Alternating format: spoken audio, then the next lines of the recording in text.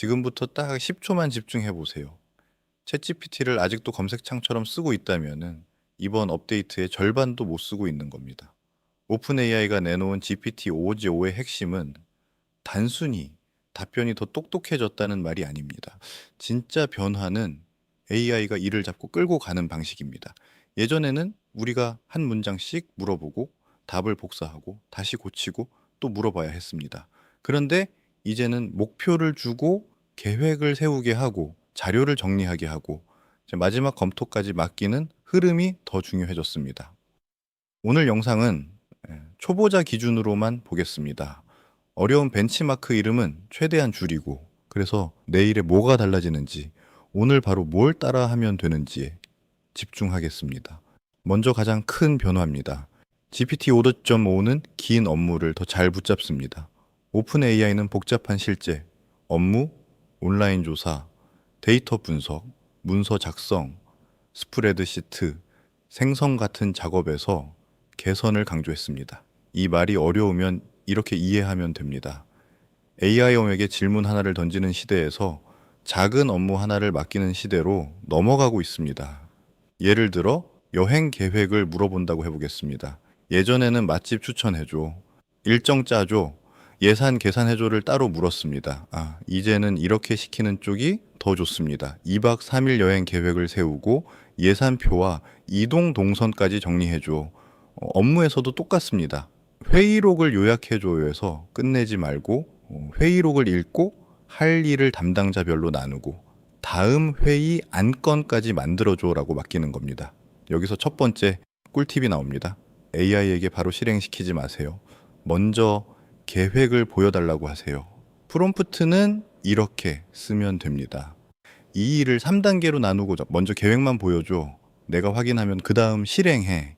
이 한 문장이 중요한 이유는 간단합니다. 초보자는 AI가 어디서 틀리는지 중간에 알아차리기 어렵습니다. 그런데 계획을 먼저 보면 방향이 맞는지 확인할 수 있습니다. 두 번째 변화는 에이전트형 작업입니다. 화면에서 보이는 것처럼 오픈 AI 공식 영상들은 차트 GPT가 업무 흐름 안에서 자료를 가져오고 판단하고 보고서까지 만드는 모습을 보여줍니다. 이건 개발자만의 이야기가 아닙니다. 비엔지니어도 쓸 수 있습니다. 매주 반복되는 보고서, 고객 문의 정리, 상품 설명 작성, 블로그 초안, 강의 자료 구성 같은 일에 먼저 붙이면 됩니다. 중요한 건 AI에게 사람처럼 모든 걸 믿고 맡기는 게 아닙니다. 빠른 인턴처럼 맡기는 겁니다. 일을 주되 기준을 알려주고 중간 결과를 보고 마지막에는 확인해야 합니다. 두 번째 꿀팁입니다. 결과물을 받을 때는 그냥 정리해줘라고 하지 말고 표로 정리해줘라고 말하세요.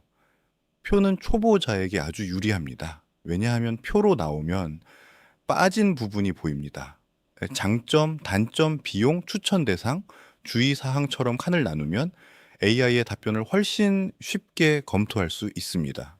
세 번째 변화는 이미지와 자료 화면입니다. 이미지 생성 기능도 예쁜 그림을 만드는 단계를 넘어서 썸네일, 발표 자료, 상품 상세 페이지, 광고 이미지 같은 실무 이미지로 가고 있습니다. 여기서도 초보자가 자주 하는 실수가 있습니다. 예쁘게 만들어줘라고 말하는 겁니다.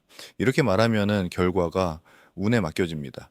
이미지 AI에게는 용도를 먼저 말해야 합니다. 유튜브 썸네일용 보고 큰 글자 세 단어, 복잡한 배경 금지, 시니어도 읽기 쉽게 이런 조건을 같이 넣어야 합니다. 이거는 여러분이 지금 만들려는 AI 채널에도 그대로 적용됩니다. 썸네일은 복잡한 디자인보다 보는 사람이 얻어갈 내용을 크게 보여주는 게 먼저입니다. 그럼 GPT 5.5가 좋아졌다고 해서 무조건 새 모델만 쓰면 될까요? 그건 아닙니다. 초보자에게 더 중요한 건 모델 이름보다 사용 습관입니다. 좋은 습관은 세 가지입니다. 첫째, 계획 먼저. 둘째, 표로 정리. 셋째, 마지막에 자체 검토 프롬프트도 간단합니다. 위 답변에서 틀릴 가능성이 있는 부분과 추가 확인이 필요한 부분을 따로 표시해줘. 이렇게 하면은 AI가 답을 뱉고 끝나는 게 아니라 스스로 의심할 부분을 한 번 더 꺼내줍니다. 물론 최종 확인은 사람이 해야 합니다. 오픈 AI가 말하는 개선은 결국 한 방향으로 모입니다. AI가 더 긴 일을 더 자연스럽게 처리하고 여러 도구와 자료를 엮어서 결과물을 만드는 쪽으로 가고 있습니다. 그래서 초보자는 최신 모델 이름을 다 외울 필요가 없습니다. 대신 오늘부터 이렇게 바꾸면 됩니다. 질문하지 말고 업무를 맡기세요. 예를 들면 이 기사 요약해줘가 아니라 이 기사를 읽고 초보자용 핵심 요약, 실생활 예시, 바로 해볼 행동 3개로 정리해줘라고 말하는 겁니다. 또 발표 자료 만들어줘가 아니라 60대도 이해할 수 있게 7장짜리 발표 흐름을 만들고 각 장의 제목과 한 줄 설명을 표로 정리해줘라고 말하는 겁니다. 이렇게 말하면 AI가 훨씬 실무에 가까운 결과를 냅니다. 그리고 여러분도 결과를 검토하기 쉬워집니다. 오늘 내용을 한 문장으로 정리하면 이겁니다.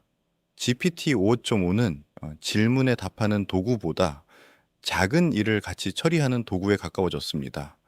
그래서 앞으로의 AI 활용 능력은 누가 어려운 용어를 많이 아느냐가 아닙니다.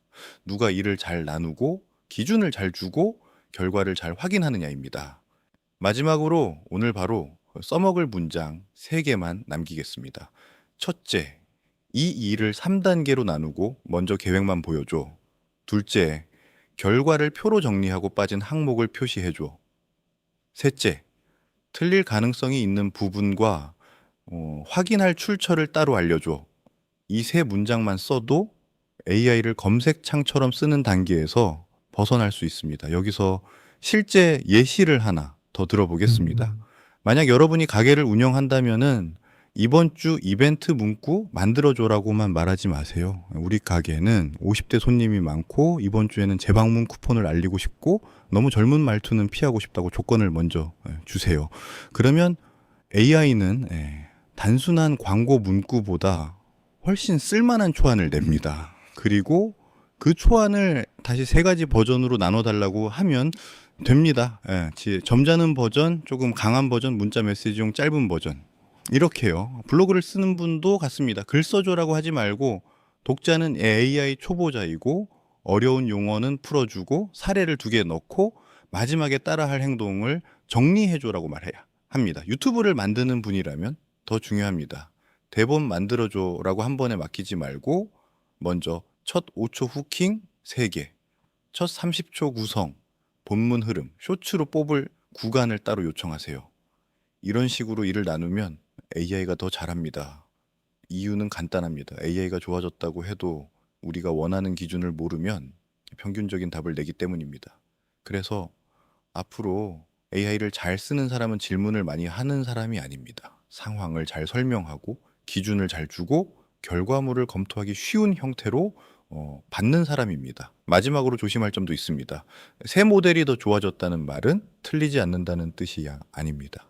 숫자, 가격, 날짜, 공식 발표 내용은 반드시 출처를 다시 확인해야 합니다. 특히 AI 뉴스는 하루 만에 바뀌는 내용이 많습니다. 그래서 영상 설명란에는 출처를 남기고 중요한 수치가 들어가면 공식 페이지를 기준으로 확인하는 습관이 필요합니다.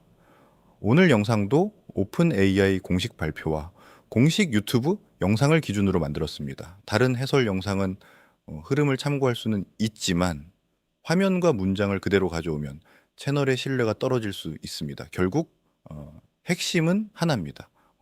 AI가 좋아질수록 사람의 역할은 사라지는 게 아니라 바뀝니다. 직접 다 하는 사람에서 일을 잘 맡기고 결과를 판단하는 사람으로 바뀌는 겁니다. 다음 영상에서는 이 프롬프트를 실제로 업무, 블로그, 유튜브 대본, 쇼핑몰 상세 페이지에 넣어서 어떻게 달라지는지 보여드리겠습니다. 댓글에는 여러분이 AI에게 맡기고 싶은 일 하나만 남겨주세요. 초보자도 따라 할 수 있게 프롬프트로 바꿔보겠습니다.